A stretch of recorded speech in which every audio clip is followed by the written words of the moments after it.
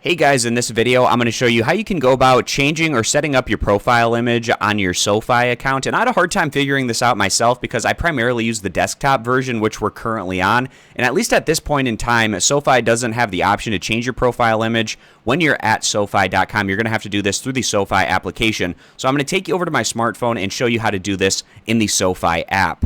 Alright guys, so over on your phone, what you want to do is launch the Sofi app, and if you have not already done that, you're going to want to download and install the Sofi app either in the Google Play Store if you're on an Android device, or the Apple App Store if you're on an Apple phone. So what I'm going to do is launch the Sofi app, and then you can see my profile icon in the upper left-hand corner. If you want to change this or set a profile picture, what you want to do is click on that little circle in the upper left-hand corner, and that's going to open up this side menu, which gives you access to your settings and info and things such as that. But then you can see again in the upper left-hand corner, you'll have your profile image, or if you haven't set one, then it will be blank. But you just click on that little pencil marker that is right next to the profile image circle, and we're going to click on that.